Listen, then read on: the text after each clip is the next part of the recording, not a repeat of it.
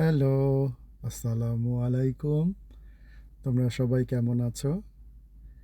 আজকেও তোমাদের জন্য আমি কতগুলো অরেঞ্জ আঁকবো।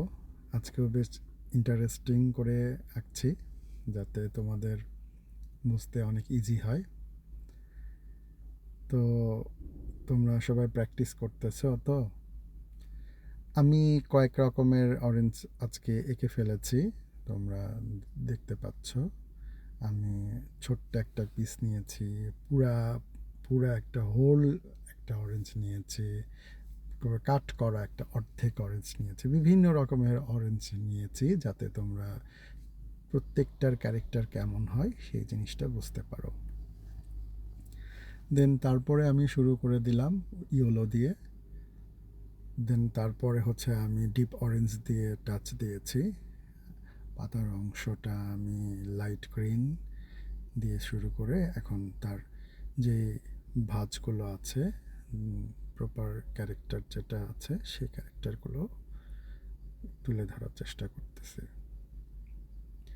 তো জানি না কেমন হচ্ছে, তোমরা অবশ্যই আমার ছবি বেশি বেশি করে দেখতেছো এবং প্র্যাকটিস করতেছো। ইনশাল্লাহ করতে থাকো, সামনে আরও ভালো কিছু হবে। এই তো আমি অলমোস্ট অনেক কিছু করে ফেলছি। প্রত্যেকটা ক্যারেক্টারগুলো তোলার চেষ্টা করতেছি, ভাঁজগুলো ধরার চেষ্টা করতেছি, লাইটগুলো ধরার চেষ্টা করতেছি। আস্তে আস্তে ছবিটা কিছুটা হলেও বোঝা যাচ্ছে। আমি হোয়াইটের টাচ দিচ্ছি, ইভেন দ্য ব্ল্যাকেও টাচ করতেছি। পাতাটা এখন অনেকটাই বেরিয়ে আসছে।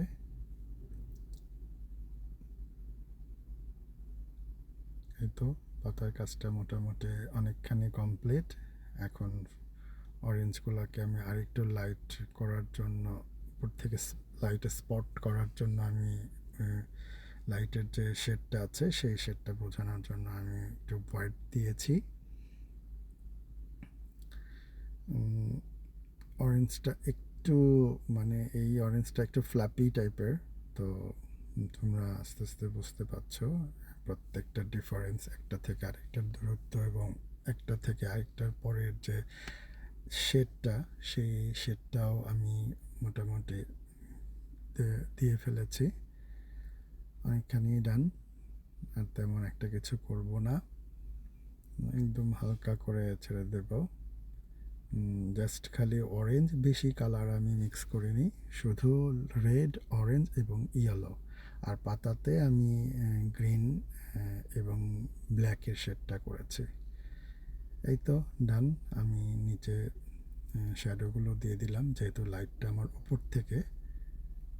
তো আশা করি তোমরা বুঝতে পেরেছ। তো পরে ব্যাকগ্রাউন্ডটা আমি ব্লু দিয়ে দিলাম। এই তো, আর কিছু করব না।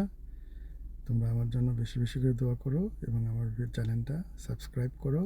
নেক্সট টাইম আবার দেখা হবে। আল্লাহ হাফেজ।